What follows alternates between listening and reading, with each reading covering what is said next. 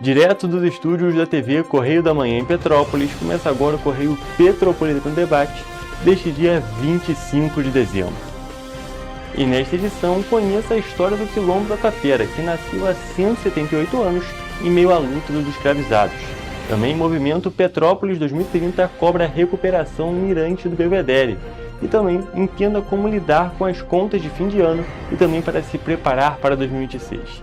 E depois, o diálogo com o objetivo de destacar o projeto de foguetes da Rede Petropolitana de Ensino, que foi premiado em uma competição estadual.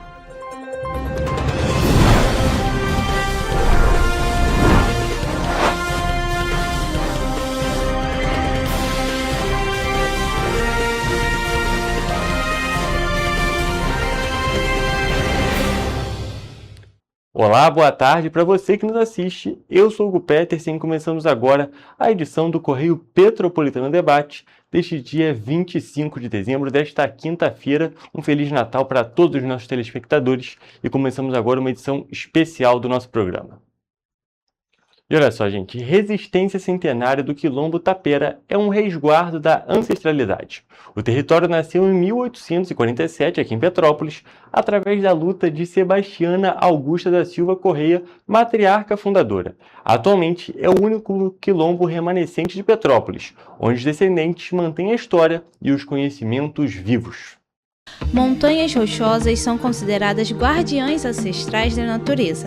Essa ideia se torna latente no Quilombo da Tapera, o único remanescente da cidade de Petrópolis. O território centenário localizado no Vale do Cuiabá é rodeado por 4 grandes montanhas que parecem abraçar toda a região, trazendo na memória um abraço dos griots, anciões que carregam a história e sabedoria no corpo. O Quilombo em si, nós somos os guardiões, né? Os guardiões do território. O nascimento do Quilombo carrega a força de uma anciã, que lutou para fundar o espaço de resistência e dignidade dos escravizados alforriados. Sebastiana Augusta da Silva Correia recebeu as terras de seu antigo senhor Augustinho Correia da Silva Gulão. Ela foi ama da fazenda, recebeu o nome que possuía de Agostinho e viveu 120 anos. Era rezadeira, uma arte que hoje ainda resiste na região e conhecedora das ervas medicinais. Tudo começou com a minha tataravó, Sebastiana Augusta. Ela foi escravizada pelo Agostinho Gulão, da fazenda Santo Antônio, e eu não falo que foi doado, né? Eu gosto de falar também que foi conquistado, porque para que hoje eu esteja aqui, o meu povo esteja aqui, ela sofreu muito dentro da fazenda e teve seu corpo usado, abusado, né? E ela resistiu muito, então não foi uma doação, foi com muito sangue, né? Ela conseguiu essa conquista. Petrópolis tinha 4 anos de idade quando o Quilombo da Tapera surgiu em meio à luta dos escravos alforriados da fazenda Santo Antônio. Dona Sebastiana Augusta foi a matriarca do Quilombo, que nasceu em 1847. O Tapera era povoado por negros africanos puros e atualmente seus descendentes mantêm viva a história e os conhecimentos. A permanência do território em seu espaço original, que hoje já não tem a mesma configuração, foi e é um caminho árduo. A luta, desde a instalação, é pelo direito à terra e a preservação da forma de vida em meio à natureza. Nesse sentido, apesar do êxito na criação da comunidade, a matriarca e os descendentes tiveram que resistir ao sistema opressor, que apaga toda a trajetória da luta do Quilombo. O território aqui em si, a fazenda Santo Antônio, passou em várias mãos. O Barão de Mauá. Há 178 anos, as terras que tinham sido doadas por Agostinho Correia a Sebastiana acabaram sendo vendidas para outro proprietário um dia após a morte do fazendeiro. A façanha foi organizada pelos 2 sobrinhos de Agostinho, No processo de tramitação de posse, os quilombolas permaneceram nas terras sem sofrer diretamente pelos protagonistas das negociações, até o momento em que os direitos de permanecer no território de origem começaram a ser ameaçados por uma empresa do ramo agropecuário. Até então, eles não mexiam com a comunidade, até ser vendido para a empresa Caraí Empreendimentos. Aí sim eles começaram a mexer aqui com o nosso território. Apesar das tentativas de extinção do quilombo, os afrodescendentes seguiram mantendo as formas originais, mesmo com outras provações. Em 2011, os quilombolas foram obrigados a sair da tapera em razão do desastre socioambiental que aconteceu na região serrana, que foi considerada pela Organização das Nações Unidas, a ONU, como a maior catástrofe climática do Brasil. Na tragédia de 2011, onde a gente morava antes, eles falavam que era terra fria, né? Aqui era terra quente, lá era terra fria do lado do rio. Aí tivemos que sair do território e aonde era antes não pôde mais ser construído. Durante esse período, parte da família verificava o território para não perder o direito ancestral da terra, com medo da especulação mobiliária. Estamos resistindo até hoje. E a gente ficamos fora um tempo, mais perto do território, né? Com medo de grileiro começar a querer vir para cá e se começar a fazer especulação imobiliária, né? Após as obras financiadas pelo município, os quilombolas voltaram a residir na tapera. Aí começou as obras, teve uma paralisação, porque a empresa Caraí Empreendimento falou que não podia, que a terra era deles. Aí pararam, mas aí conseguimos, no meio, o Dr. Charles foi em Brasília, no meio do mensalão, ele conseguiu que o Joaquim Barbosa derrubasse e eliminar. Aí derrubou, aí conseguimos que a construção continuasse. Quilombos são comunidades formadas por povos que passaram por um processo de resistência territorial, social e cultural, no período escravocrata do Brasil. De origem tupi, tapera significa fazenda abandonada. Denise André ressalta que no quilombo todos os moradores vivem de modo tradicional de organização, ancorados na lógica das relações de parentesco, de apropriação, usando os espaços, sobretudo, coletivamente. Nossa comunidade, até 2011, eram 13 famílias que resistiram, né, a todo o apagamento da nossa história. A gente se sente mesmo, a gente fala mesmo que nós somos a família da resistência, né? E daí, hoje nós estamos em 27 famílias, em 78 pessoas. Atualmente, os moradores da tapera se organizam pela conquista da titulação das terras, pois a partir do título são construídas políticas sociais que atendem à demanda dos quilombolas, em diversos aspectos, como direito ao acesso básico de saúde, lazer, transporte e serviços. Tem poucas políticas públicas, chega política pública isso aqui, só que não chega políticas públicas que nos representam. Quilombo é sinônimo de resistência. É importante resgatar as memórias e mostrar a potência desse patrimônio histórico dentro da cidade imperial. Para os quilombolas, o território tem um grande significado. O símbolo da resistência aqui dentro de Petrópolis.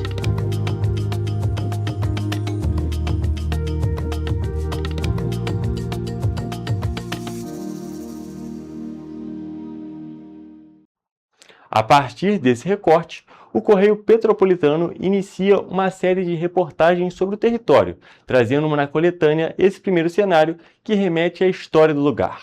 Nas próximas traremos assuntos como políticas públicas e infraestrutura dos serviços para o quilombo, englobando a titulação da terra. A professora petropolitana Janir Lage lançou a segunda edição do livro Coração Alfabetizado durante a programação da Flipetrópolis 2025 no Palácio de Cristal. Na obra, a autora oferece um convite aos leitores para enxergar a alfabetização como um processo que combina técnica e afeto. Com mais de 40 anos de atuação na educação, Janir construiu uma carreira marcada pela inclusão, pelo acolhimento e pela sensibilidade no processo de aprendizagem. No livro, ela propõe uma reflexão que vai além das letras e da sala de aula, pois para ela, alfabetizar também é um ato de empatia, de escuta e de humanidade. Ao longo da carreira, Janir passou por diversas escolas da rede municipal de Petrópolis, atuando como professora, orientadora e gestora. A experiência com alunos com deficiências marcou profundamente a trajetória da educadora e ajudou a moldar o conteúdo da obra. A apresentação do livro integrou a programação da Flipetrópolis 2025, festival que transformou o Palácio de Cristal em um grande ponto de encontro entre autores, educadores e leitores, no final do mês de novembro. A nova edição do livro Coração Alfabetizado está mais colorida, com uma apresentação diferente, reunindo vivências e reflexões que reforçam a importância de uma educação mais sensível, inclusiva e transformadora. E para os leitores, a autora deixa um conselho especial. Que só se lê bem com o coração. O raciocínio que a gente tem e que ele é muito bom, mas às vezes ele atrapalha e a gente tem que usar o coração.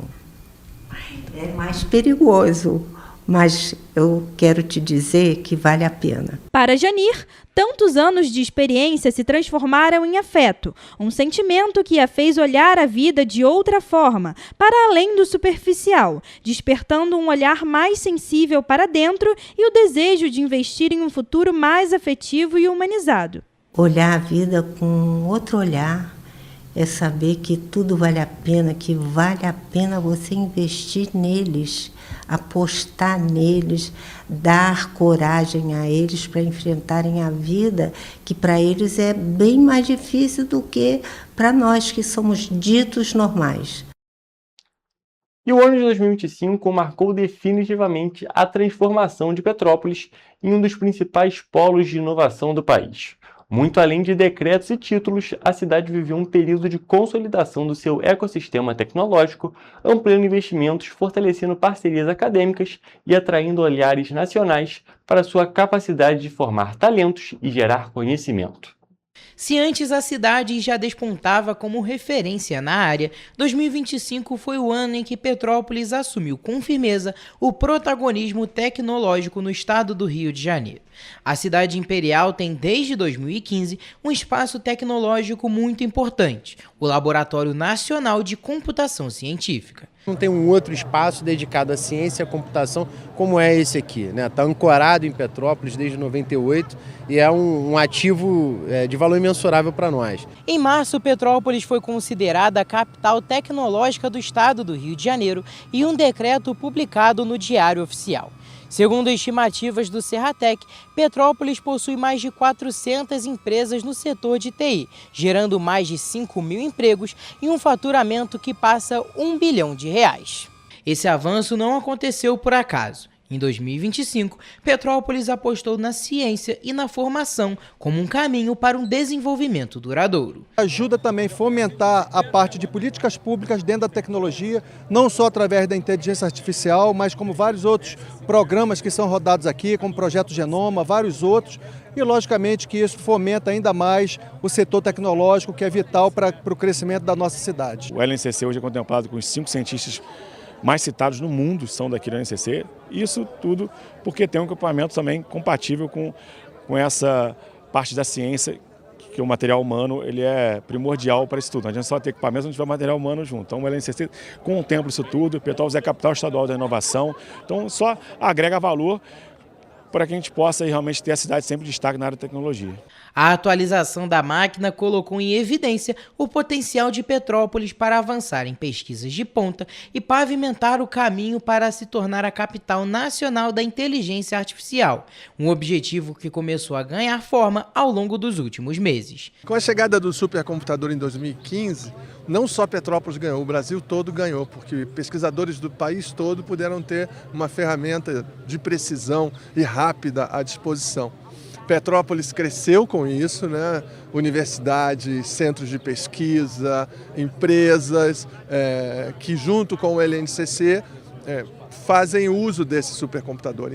Em setembro, foi realizada uma reunião entre autoridades, pesquisadores e representantes da sociedade civil para defender a instalação do novo supercomputador do Plano Brasileiro de Inteligência Artificial no município, o que reforçaria ainda mais a importância da cidade no ramo tecnológico. Vai ser um marco pela grandiosidade do equipamento, pelas pesquisas que ele vai poder atacar, pelo desenvolvimento regional que ele vai trazer para a cidade.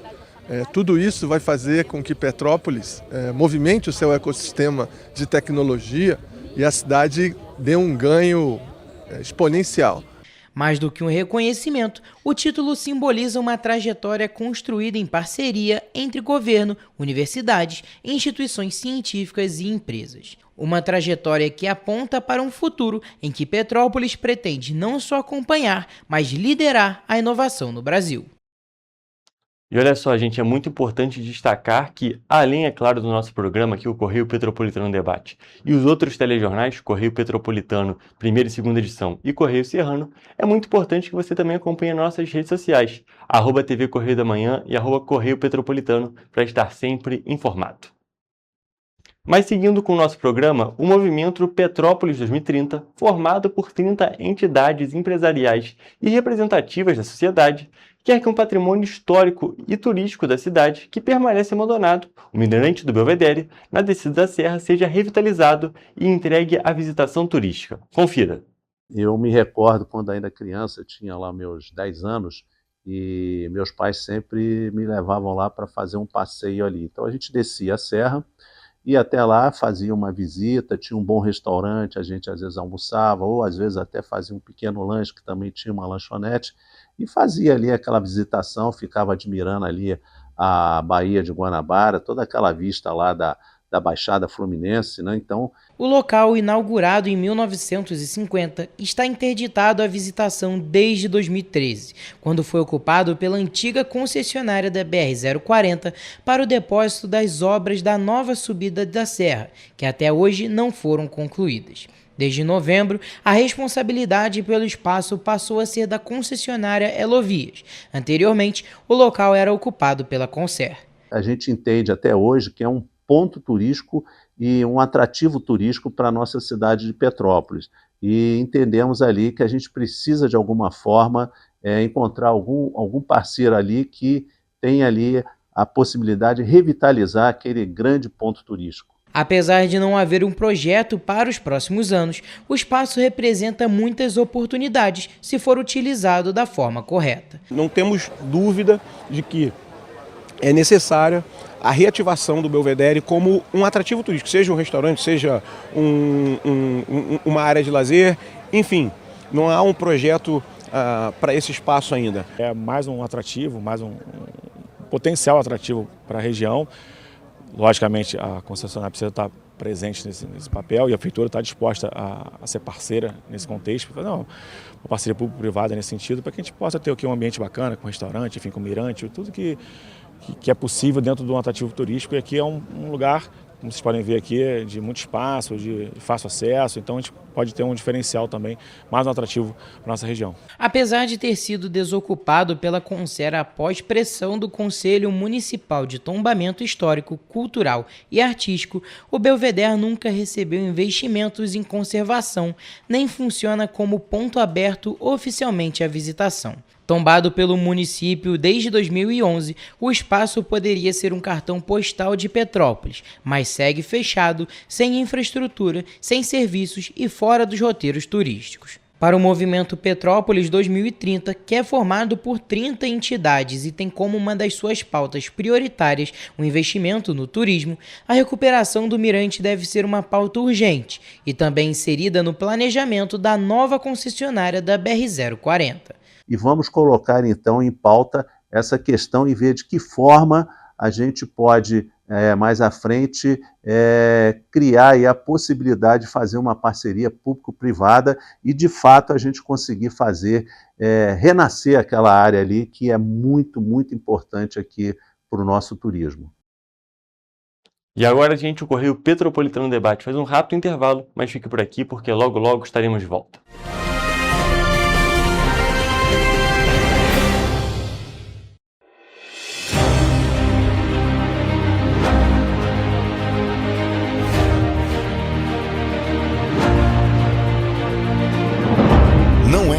jornalismo de direita. É jornalismo direito. Correio Petropolitano. Tudo que seu jornal não deveria ter deixado de ser. Todos os dias, em uma banca perto de você.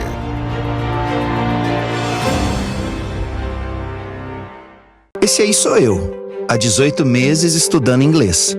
Cada passo no aprendizado foi uma porta que se abriu para o meu futuro. Sabe o conhecimento que você desenvolve hoje? Ele é a chave para novas oportunidades incríveis do amanhã. É o equilíbrio perfeito entre aprender e aproveitar cada momento dessa jornada empolgante. E agora, aqui estou eu, na minha tão sonhada vaga em uma multinacional. O inglês abre portas. Fale Minds. Para ter mais qualidade de vida, conte com a maior rede de academias de Petrópolis. Aqui na Cooper, com uma mensalidade, você utiliza todas as unidades: Centro, Bingen, Itamaraty e Itaipava. Com planos a partir de R$ 98,00, a academia oferece ambientes modernos para você cuidar da sua saúde com segurança.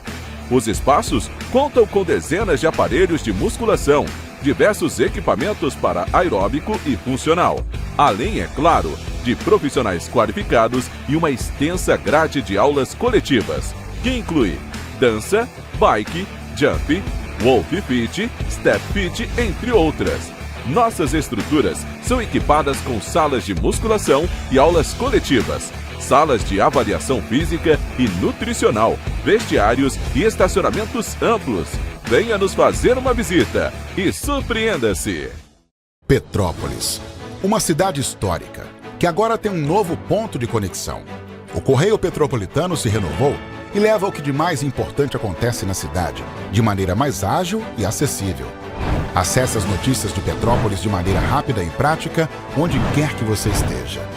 Fique por dentro dos acontecimentos da cidade, da política, da cultura e muito mais. Correio Petropolitano. A informação de qualidade a um clique de distância. Acesse www.correiopetropolitano.com.br.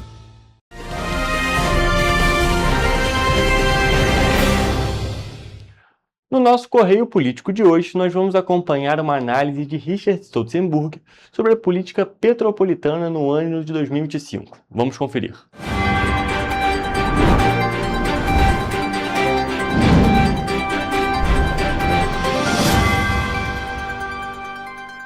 Oi, Hugo, boa tarde para você, boa tarde a todos que estão nos acompanhando. Vamos fazer então um balanço geral do que foi aí, a política petropolitana em 2025. O ano ele foi de tensão na parte política aqui da cidade, Hugo. Enquanto o município tentava se reerguer financeiramente, a gente sabe da crise que foi instalada por conta da queda na arrecadação do ICMS, a oposição já criticava parte de projetos e iniciativas do atual governo. O ano começou já com as críticas ao próprio prefeito Ingo Rames, após a aprovação, a gente lembra, no final do ano passado, do texto que aumentou em 70% o salário do próprio prefeito, vice-prefeito e também do secretariado. Esse texto ele foi aprovado na última sessão da Câmara em 2024. Já no meio do ano, a reforma da Previdência foi um dos grandes alvos das críticas por parte da oposição e também da categoria aqui no município, tendo em vista o aumento das alíquotas aos servidores municipais para 14%. A gente lembra que a reforma da Previdência ela já era prevista porque o Tribunal de Contas do Estado, o TCE, já tinha determinado que os municípios realizassem as reformas previdenciárias, seguindo, é claro, aquela reforma previdenciária da União, ou seja, do governo federal. Mas, nesse caso, os municípios poderiam fazer algumas adequações para a realidade de cada município. Esse projeto, por exemplo, a gente lembra até, inclusive, foi aprovado na semana passada, em regime de urgência, pela Câmara de Petrópolis, sem cumprir o acordo previsto com a categoria. O que aconteceu? Aquele resumo básico para você que está nos acompanhando. A Prefeitura encaminhou esse projeto, ele teve o parecer favorável da Comissão de Constituição e Justiça, mas na Comissão dos Servidores ela teve o parecer rejeitado, negado. O que aconteceu? Foi realizada uma reunião na Câmara, junto, inclusive, com o secretário de Governo, Fred Procópio, junto com os servidores municipais, os parlamentares, e o tema foi pausado, digamos assim, suspenso por um período para uma nova análise. Depois foi encaminhado um novo texto para que a Prefeitura realizasse ali algumas mudanças e foi acordado o quê? Que eles iriam aprovar, discutir apenas a questão das alíquotas de 14%. Isso porque, nesse texto da reforma da Previdência, também está estipulado ali a mudança no tempo de contribuição, que vai aumentar, inclusive, já a partir de 2026. Esses pontos de tempo de contribuição, a somatória por pontos para se aposentar, tudo isso não seria votado nesse primeiro momento. Apenas o reajuste para 14% das alíquotas, mas não foi o que aconteceu na reforma da Previdência, que foi votada na semana passada. Foi o projeto na íntegra e ele foi aprovado também com críticas da oposição nesse sentido. Um outro ponto que foi alvo também aí de reclamações e temas utilizados pela oposição esse ano foi o reajuste dos servidores municipais, no salário dos servidores, que foi de 8%, mas foi dividido, a gente lembra, em 3% para esse ano e de 5% a partir de janeiro agora de 2026. A votação foi feita também na Câmara, com muita discussão, a categoria presente durante a sessão e reclamando, é claro, desse reajuste. Por fim, a gente tem aí os atrasos recorrentes para o pagamento da folha salarial e também do 13º dos servidores, dos RPAs e também dos estagiários. E é claro que isso permanece até agora, até porque a Prefeitura ainda não conseguiu concluir todos esses pagamentos. Inclusive, no Correio Petropolitano de hoje, a gente trouxe na coluna Petropolitanas justamente a publicação no Diário Oficial do município referente ao pagamento do 13º salário e também sobre o salário dos servidores que vai ser pago no próximo dia 8 de janeiro. Na audiência que foi realizada, estava previsto que esse pagamento seria no dia 5 de janeiro, atrasando aí então mais 3 dias. A gente vai continuar acompanhando e trazendo esses casos para você. Agora vamos falar sobre um outro ponto que também foi muito discutido ao longo desse ano e, claro, visando as eleições para o ano que vem, 2026, está batendo a porta. A Câmara de Petrópolis promulgou o projeto da Câmara, um próprio projeto interno, que dá o título de cidadania petropolitana ao prefeito do Rio de Janeiro, Eduardo Paes. A gente lembra, o presidente da casa aqui em Petrópolis, vereador Júnior Coruja, é do partido PSD. E o prefeito do Rio de Janeiro, Eduardo Paes, é do mesmo partido. Tanto Eduardo Paes quanto também Júnior Coruja são nomes cotados aí para as eleições ano que vem. Eduardo Paes para governador do Rio e Júnior Coruja como um dos nomes para deputado estadual aqui de Petrópolis. Os dois têm ampliado e aí se aproximado nas relações para, quem sabe, ano que vem montar uma chapa forte aqui em Petrópolis, e esse título de cidadania petropolitana pode, inclusive, ser um desses pontos para Júnior Coruja se candidatar no ano que vem. A gente teve uma série de críticas em relação a outros temas aqui em Petrópolis, e é claro, a gente vai trazendo, para quem não acompanhou, tudo isso no nosso jornal, nas nossas redes sociais. A gente muda um pouquinho de assunto, Hugo, porque tivemos também destaque em outras cidades aqui da nossa região, entre elas Três Rios, porque teve reviravolta no resultado das eleições. A gente lembra, para quem está nos acompanhando, que o ex-prefeito do município, Joacir Barbaglio, também conhecido como Joa, teve a sua candidatura indeferida pelo Tribunal Superior Eleitoral. Ele concorreu com os votos sob júdice. E o que aconteceu? O Ministério Público Eleitoral entrou com uma ação contra o registro de candidatura do Joa por conta, então, das contas que foram reprovadas na Câmara Municipal enquanto ele ainda era o presidente da casa na época, isso meados de 2020. Com isso, ele então teve aí o seu registro de candidatura indeferido e foi necessária uma nova eleição em Três Rios. Inclusive, a nossa equipe esteve no município e cobriu todas as eleições, trazendo os dados, índices, votação e apuração dos votos. O que aconteceu? Assumiu, então, o Jonas Dicko, que era o presidente da Câmara, como prefeito interino do município. Na hora, no momento em que foi determinada ali as eleições suplementares, novos candidatos surgiram para assumir a cadeira do Executivo. Entre eles, o próprio Jonas Dicko, prefeito interino do município, além de outros nomes e também parlamentares já de Três Rios da cidade, como, por exemplo, Bia Bogossian e também o professor Anderson Muriçoca. Juarez da Saúde foi um outro nome, além de outros empresários que também participaram dessa eleição. Ela foi realizada em outubro desse ano e Jonas Dicko foi eleito, então, pela população tririense como o novo chefe do Executivo. Um grande destaque desse tema e dessa eleição, Hugo, a ausência de pessoas votando no dia da eleição, que foi realizada no dia 6 de outubro.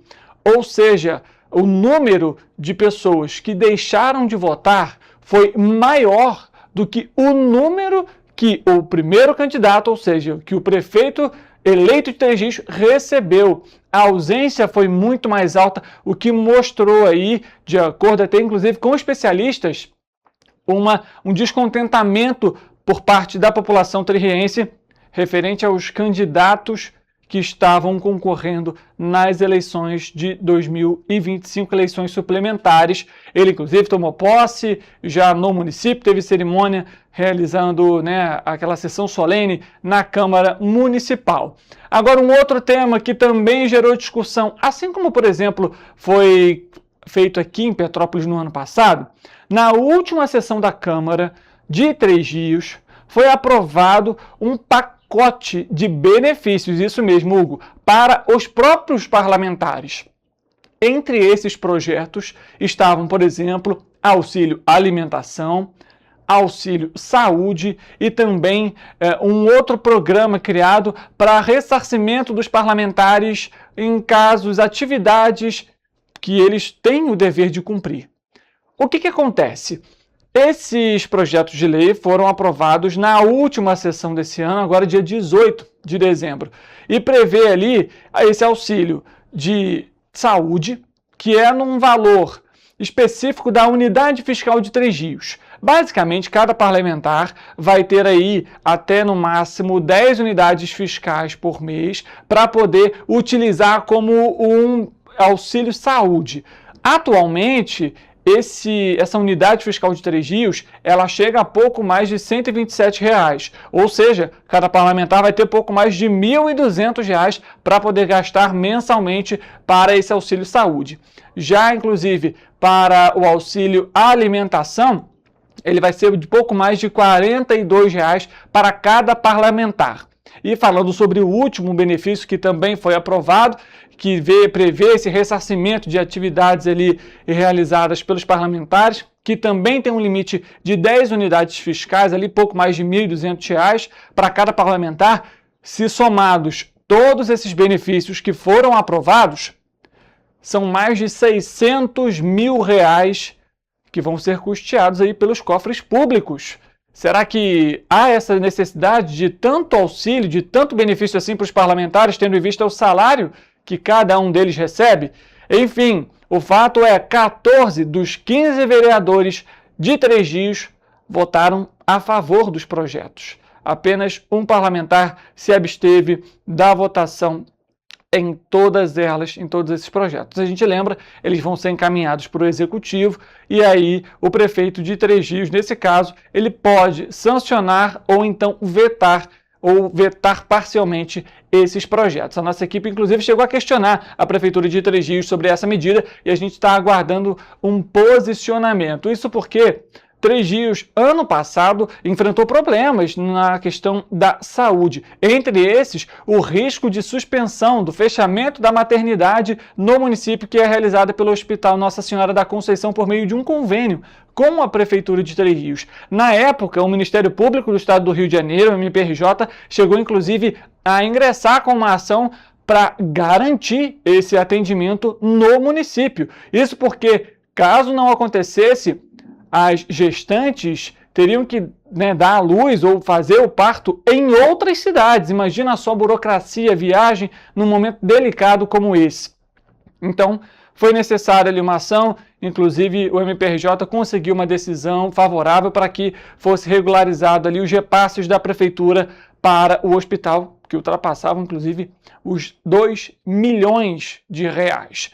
Para a gente finalizar aqui esse nosso correio político, a gente pode abordar outros 2 temas importantes. Em Teresópolis, assim como Petrópolis, que foi criado aí a loteria municipal, algo que ficou muito evidente para aumentar a arrecadação dos municípios de forma rápida. Gerou críticas, é claro, não só por parte da oposição, mas também de empresários e de entidades, justamente por conta da gente sabe aí dos malefícios que as apostas podem trazer para a população. A gente lembra que, inclusive, por conta dessas bets que são criadas, algumas pessoas, o próprio governo federal fez um estudo, uma análise, indicando ali pessoas que utilizavam programas federais de apoio, como por exemplo o Bolsa Família, e utilizavam esse recurso para apostar. Então, foi feita essas loterias municipais. Teresópolis chegou, inclusive, a marcar o primeiro sorteio, que incluiria um apartamento, mais uma decisão do ministro do Supremo Tribunal Federal, Nunes Marques, determinou a suspensão de todas as loterias municipais criadas por leis ou por decretos. Mas, mesmo assim, a Prefeitura de Teresópolis manteve o sorteio no município. A nossa equipe, inclusive, está acompanhando esse caso e vai trazendo atualizações ao longo aí também desse ano, caso haja, ou então em janeiro do próximo ano, em janeiro de 2026.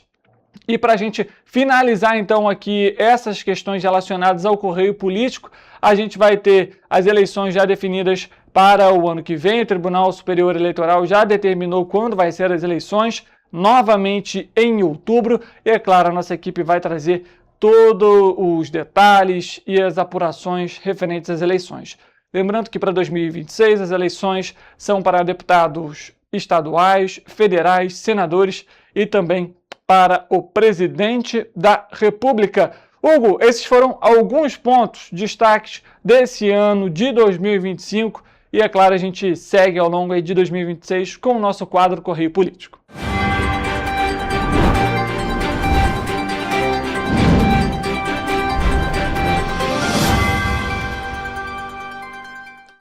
E o fim de ano chega e cresce a preocupação em colocar as contas em ordem e definir prioridades para 2026. Entre festas, dívidas e a entrada do 13º salário, este é o período ideal para revisar hábitos e estabelecer um planejamento financeiro capaz de garantir um começo de ano mais estável. Olha só. O planejamento e a educação financeira são medidas fundamentais para começar o ano de 2026 com mais estabilidade. No entanto, de acordo com o consultor financeiro Myron Duarte, os fins de ano são muito problemáticos, em razão da grande quantidade de propagandas. E tem que priorizar primeiro, por exemplo, quando tem relação ao pessoal que é assalariado, que recebe 13º, o pessoal mesmo que tem um negócio, essa época do ano também começa a vender mais. Então, tem que tomar muito cuidado para ter um pouco o coração duro, para justamente guardar um pouco de dinheiro, para justamente usar isso para pagar dívidas, quitar esse tipo de coisa. Segundo o especialista, o 13º salário, por exemplo, pode ser usado para pagar dívidas, já que os juros de débitos são maiores que rendimentos de alguns tipos de investimentos, como a poupança. Porque os juros de dívidas é muito maior do que você pegar esse dinheiro, por exemplo, e aplicar numa poupança e você guardar, ou você comprar alguma coisa. Então, eu sugiro que use esse dinheiro para justamente quitar esses problemas que a gente tem na nossa vida. Outra estratégia destacada pelo especialista é a negociação quando se torna possível reduzir o valor de dívidas. De acordo com o especialista, o ideal é ter um orçamento doméstico. Com uma lista básica de gastos, é possível ter uma visão mínima de quanto o consumidor terá no início do mês, no caso janeiro de 2026. O que eu sugiro é sempre quando fizer essa conta, separe um pedacinho do que sobrar para guardar, fazer uma poupança para você depois se divertir ou até utilizar para a sua vida mesmo. Agora, o importante é você decidir o valor que você vai guardar e guarde no início do mês. Porque se você deixar guardar para o final do mês, você não guarda, você gasta. Segundo o mapa de inadimplência e negociações de dívidas do Serasa, até setembro de 2025, o país estava com pouco mais de 70 milhões de endividados. Até este mês, a população com idades entre 41 e 60 anos representava a maior fatia da população endividada. A educação financeira faz toda a diferença, né? Se você cresce numa família onde seu pai e sua mãe ensinam isso a você, você com certeza vai ter uma vida mais tranquila com relação a isso. O problema é que com essa enxurrada de propagandas que a gente tem, né, e a facilidade que tem da gente parcelar as coisas, a gente tem que tomar muito cuidado. Myron ainda destacou a importância da educação financeira desde o período escolar, já que o dinheiro físico não é tão presente nos dias de hoje. Que hoje a gente gasta tudo com que eu brinco, com dinheiro de plástico, né? O cartão de crédito é muito complicado, porque você vai gastando, e você não sabe quando você gastou. Myron ressaltou a importância do 13º salário não só para quitar dívidas, mas também para pagar impostos como IPVA e IPTU. O ano que vem, em janeiro, você já tem IPTU, você já tem IPVA. Para quem tem filhos na escola, você tem material das crianças, né, esse tipo de coisa. Então, você se programe, faça uma listinha dos seus custos fixos, isso que eu recomendo, né? Além dos aspectos socioeconômicos e financeiros, é importante identificar e compreender os aspectos psicológicos que as dívidas podem causar ao consumidor. As dívidas, elas afetam a saúde mental de forma muito direta no cotidiano, né? A pessoa, ela passa a viver em estado de alerta, né? Sempre muito preocupada com o próximo boleto, com as cobranças, né? A sensação de que perdeu o controle das coisas. De acordo com Tamara, o endividamento pode causar alguns processos mentais, como aumento da ansiedade, interferência no sono, gerar irritabilidade, entre outros. Além disso, o excesso de dívidas pode afetar inclusive a autoestima. Essa autoestima ela costuma cair porque a dívida, muitas vezes, ela é vivida como um fracasso pessoal, né? A gente tende a olhar para esse processo do endividamento como fracasso de não conseguir, de não dar conta. Segundo a especialista, os sintomas psicológicos do processo de estar endividado aparecem no dia a dia de forma silenciosa. A pessoa começa a ter uma ansiedade constante, aquele aperto no peito, aquela preocupação que não desliga, que não passa. Além desses sintomas, a vergonha é um dos maiores obstáculos que a pessoa endividada pode enfrentar no processo da busca por ajuda, seja financeira ou psicológica. Então, por causa dessa sensação, elas começam a adiar conversa com a família, né, no sentido de esclarecer ali o que é que está acontecendo, de pedir ajuda.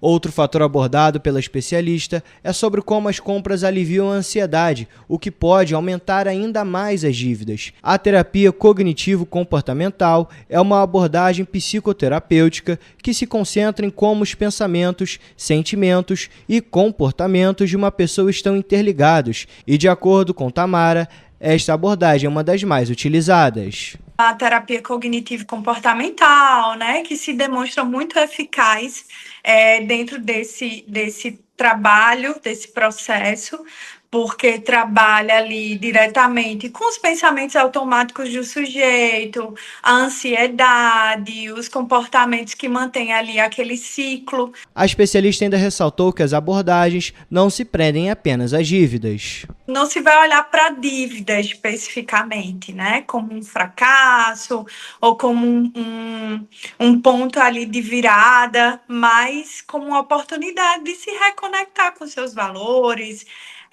reorganizar as suas prioridades, reconstruir caminhos mais conscientes.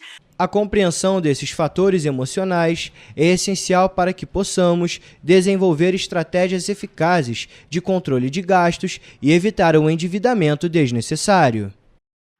Gente, com essas informações nós encerramos a parte de notícias do nosso Correio Petropolitano Debate, cheio de matérias especiais para esse Natal. E vamos agora para um rápido intervalo, mas fique por aqui, porque daqui a pouquinho você vai acompanhar uma entrevista inédita.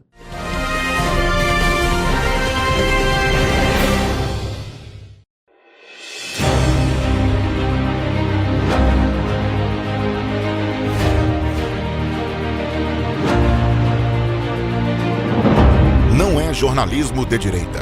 É jornalismo direito. Correio Petropolitano. Tudo que seu jornal não deveria ter deixado de ser. Todos os dias, em uma banca perto de você.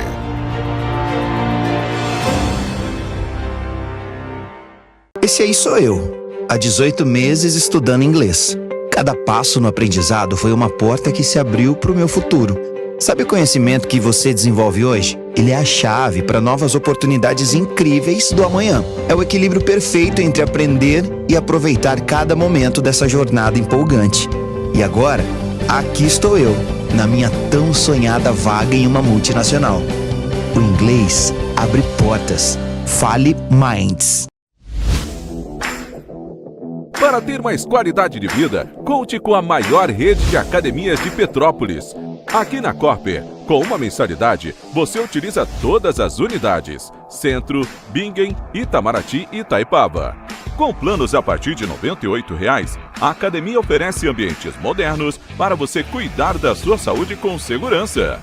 Os espaços contam com dezenas de aparelhos de musculação, diversos equipamentos para aeróbico e funcional, além, é claro, de profissionais qualificados e uma extensa grade de aulas coletivas, que inclui dança, bike, jump, wolf fit, step fit, entre outras. Nossas estruturas são equipadas com salas de musculação e aulas coletivas, salas de avaliação física e nutricional, vestiários e estacionamentos amplos. Venha nos fazer uma visita e surpreenda-se! Petrópolis, uma cidade histórica, que agora tem um novo ponto de conexão. O Correio Petropolitano se renovou e leva o que de mais importante acontece na cidade, de maneira mais ágil e acessível. Acesse as notícias de Petrópolis de maneira rápida e prática, onde quer que você esteja. Fique por dentro dos acontecimentos da cidade, da política, da cultura e muito mais. Correio Petropolitano. A informação de qualidade a um clique de distância. Acesse www.correiopetropolitano.com.br.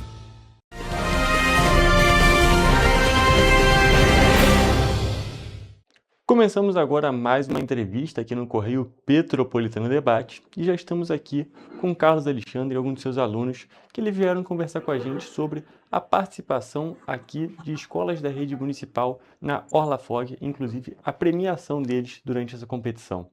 Boa tarde, Carlos, tudo bem? Tudo bem, boa tarde. Um prazer te receber aqui no programa. E antes da gente começar a falar sobre essa premiação, sobre essa competição, gostaria que você fizesse uma apresentação para o nosso público. Bom, eu sou professor, né, do município, eu entrei agora no último concurso e estou lotado no CIEP Maestro Guerra Peixe, aqui em Cascatinho. E assim que eu entrei, nós montamos um projeto de astronomia e astronáutica para o município. A Secretaria de Educação, então, ela me deu 3 escolas para que eu pudesse montar um projeto piloto, né, que é o CIEP Maestro Guerra Peixe, o colégio, a escola Newton Santiago e a escola Santa Terezinha. E nessas 3 escolas nós reunimos alguns alunos, montamos algumas oficinas de construção de foguetes, além de outros projetos, né?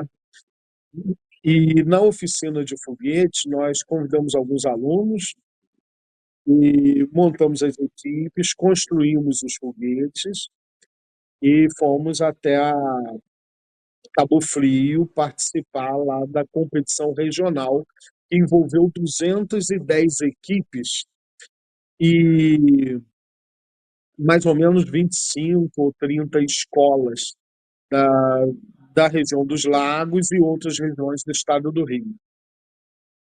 E aqui no CIEP Maestro Guerra Peixe, que é onde nós estamos falando agora, o aluno Gabriel, que está aqui comigo, e o Bernardo foram os alunos que representaram aqui o CIEP Maestro Guerra Peixe. Lá na competição, nós conseguimos boas distâncias com os nossos foguetes conseguindo 2 medalhas de ouro. Uma delas é pela equipe aqui do CIEP, com Gabriel e Bernardo.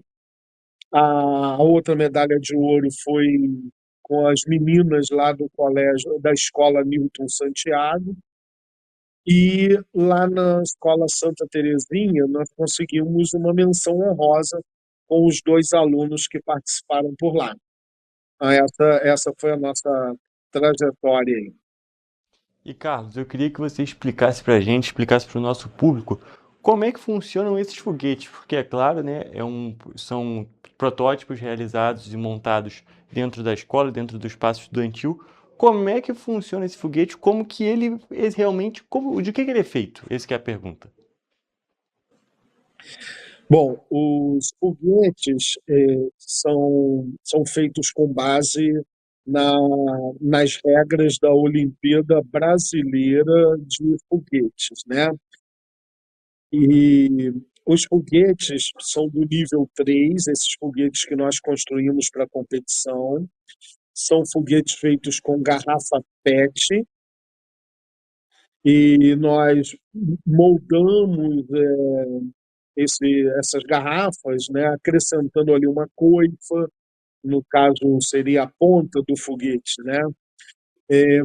Também fazemos as aletas, que seriam as asas do foguete, para poder dar a estabilidade de voo, a aerodinâmica. E o aluno ele tem ali a oportunidade de aplicar vários conceitos de física, de ciências, matemática, para dar a estabilidade necessária ao foguete. Então, deslocar o centro de massa para frente, colocar uma aleta que dê a estabilidade calculando o centro de pressão.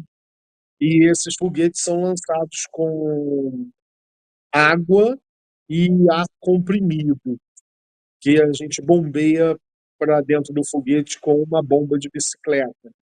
Quando alcança a pressão necessária, a gente faz a contagem regressiva e aí na a terceira lei de Newton, lá da ação e reação, o foguete ele vai expelir toda a água e a pressão para trás e ele vai se deslocar em direção à área de lançamento, né? Perfeito. É bom a gente explicar para poder entender também como é que ele funciona e conseguir visualizar melhor como que é esse foguete, como que ele funciona, porque é claro que quando a gente fala de foguete, a gente já pensa naqueles grandes lançamentos que são feitos principalmente na NASA, que são as imagens mais veiculadas, e é bom a gente entender também como é que funciona nesse cenário da competição estadual que foi realizada aqui, que foi realizada em Cabo Frio, como você mesmo disse. E agora uma pergunta para o Gabriel. Como é que foi participar dessa competição e também, é claro, desse projeto? Foi uma experiência incrível, né? Tipo, eu aprendi muita coisa com isso, né? Como montar um foguete, como as leis do Newton, essas coisas, né? E foi incrível, verdade. E como é que você conseguiu ver a questão de conseguir aplicar alguns conceitos não, todos os conceitos que vão sendo aprendidos na escola, dentro da sala de aula, nesse projeto? Como que você vê essa parte também de botar, não só ficar na parte da teoria, mas também conseguir fazer algo mais prático? Como você enxerga essa parte? Então, a gente chega na parte de ciências também, né? A gente aprende essas ciências, mas fórmulas, essas coisas. E de matemática também, né? Como a gente pode pensar as coisas certas, né? Para não dar estabilidade para o foguete. E professor, agora mais uma pergunta para você.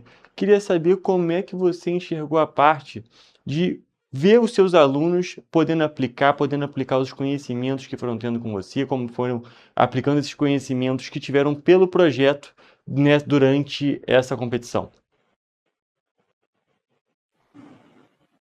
Se vocês conseguem ver o foguete em si, né? Eu coloquei uma imagem aqui, e eu não sei se ele... Deixa eu Agora a gente está conseguindo enxergar como que é o foguete realmente, que aí fica melhor ainda para ilustrar, não é mesmo? Que a gente consegue entender mais fácil de como que realmente são realizados esses foguetes, como é que eles são de fato. E respondendo, então, assim, a sua pergunta, é muito importante essa questão prática para os alunos, né? Ter a oportunidade de ver aonde eles aplicam aquele conhecimento teórico e ver os alunos transportando para a prática aquilo que a gente ensina na teoria é muito gratificante, porque eles ficam mais empolgados e se aplicam mais ao estudo, e a gente vê que gera um interesse maior para que eles possam conhecer mais e buscar conhecimento e superar algumas dificuldades que eles encontram no caminho e acabam surpreendendo a gente na medida em que eles são muito criativos, né? E encontram as saídas para superar alguns desafios que eles encontram na construção do foguete, no lançamento, e isso deixa a educação mais palpável para eles, né? O processo de ensino-aprendizagem se torna mais prático e é gratificante ver a alegria e vendo eles superando os desafios. E sobre a questão de impulsionar o ensino, impulsionar os estudos dele no sentido de aumentar o interesse, a gente pode dizer que, além, é claro, dos alunos que estão ali participando, como é o caso do Gabriel, também aumenta o interesse das outras pessoas que veem realmente como que também está acontecendo, não é mesmo, professor? Com certeza, e também desperta o interesse de outros alunos da própria unidade escolar e outros alunos que estão chegando no ensino fundamental 2, né, que é onde nós trabalhamos esse foguete de nível 3. Então, eles acabam sendo uma inspiração para esses novos alunos que estão chegando.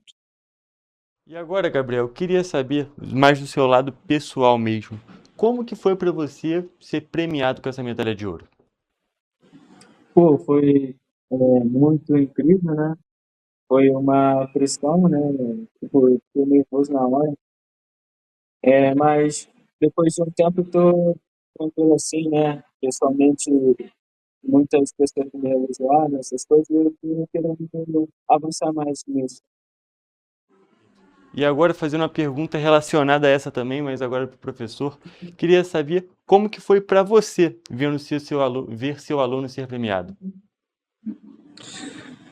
Bom, é sempre gratificante ver essa premiação deles, ver a coroação do esforço. E eles estão começando, né? Esse é o primeiro ano da gente construindo esses foguetes, da experiência deles. Eu quero, inclusive, no próximo ano, levá-los à competição nacional, que é a Jornada Brasileira de Foguetes, onde nós vamos competir com alunos do Brasil inteiro.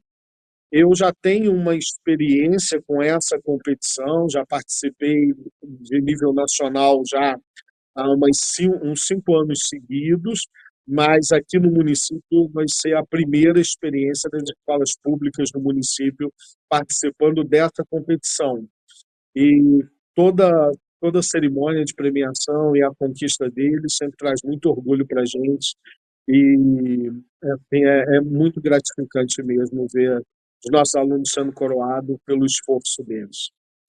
Perfeito, professor. Então a gente pode destacar que os bons resultados já vieram nesse primeiro momento, mas que o projeto tende a aumentar cada vez mais, não é mesmo? Sim, a proposta é ampliar esse projeto e o nosso projeto de astronomia, ele não se resume apenas na construção dos foguetes, mas nós estamos nos preparando para a Olimpíada Brasileira de Astronomia e nós ampliarmos o número de medalhas do município nessa área.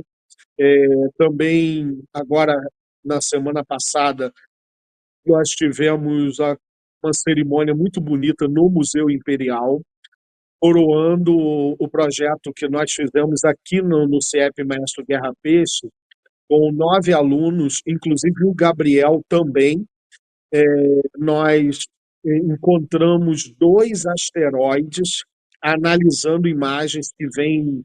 Nós fizemos uma cerimônia muito bonita lá no museu, coroando o projeto que nós fizemos em parceria com a NASA. Os alunos aqui do CIEP, eles encontraram 2 asteroides, analisando umas imagens do telescópio Pan-STARRS, que fica no Havaí, e produzimos um relatório e enviamos para a NASA, e foi coroado com a descoberta desses 2 asteroides. O Gabriel, inclusive, foi um dos alunos que encontrou um asteroide, e lá no museu eles receberam uma medalha do Ministério da Ciência e Tecnologia. Foram 9 alunos da nossa equipe aqui do colégio premiados com essa medalha do caça-asteroide. Então, o projeto de astronomia aqui no município, eu pretendo ampliar esse projeto com o apoio da Secretaria de Educação, com o apoio das escolas, né, da direção da escola, e inclusive aqui no CIEP nós temos a diretora Márcia, que nos apoiou e continua apoiando, lá no Newton Santiago o professor Anderson também, e lá na Escola Santa Terezinha a nossa diretora Adriana também. Então, os diretores das escolas abraçaram o projeto, os alunos também, e a ideia é ampliar o nosso projeto de astronomia com observação, astrofotografia e tantos outros projetos. Perfeito, professor. Tem mais algum ponto que você queira destacar, tanto sobre o projeto, quanto sobre a astronomia na cidade, ou até mesmo essas conquistas que foram recentes? Bom, em relação à astronomia, acho que vale a pena a gente destacar que com a BNCC nós tivemos um aumento de mais de 30% do currículo de ciências da educação básica com astronomia, algo que não tinha antes. Então, devido a essa demanda, eu acho que o município de Petrópolis, ao abraçar esse tipo de projeto, ele parte na frente e dando valor justamente a essa área do conhecimento que está presente na BNCC e que nós precisamos preparar os nossos alunos para isso. E o interesse dos alunos, quando é apresentado esse tipo de projeto, ele é notório, né? Então, o Gabriel que está aqui e outros alunos, né, que têm abraçado o projeto, têm mostrado que eles têm um interesse por isso, né? Perfeito, professor. Vou agradecer muito você, vou agradecer também ao Gabriel. Foi um prazer receber aqui vocês no programa e conversar tanto sobre essas conquistas quanto sobre esse cenário da astronomia que só tem a melhorar aqui na cidade. Muito obrigado por terem comparecido. Muito obrigado. Eu também quero agradecer à Secretaria de Educação, o setor de projetos da Secretaria de Educação e a secretária de Educação, o prefeito Ringo Ramos também, né, o vereador Wesley, o deputado Marco Vinícius, todos eles apoiando o projeto e tornando possível a realização desse projeto aqui na cidade. Professor, muito obrigado mais uma vez pela sua participação. E, gente, agora eu vou encerrar a nossa entrevista de hoje e também o Correio Petropolitano Debate. Até a próxima!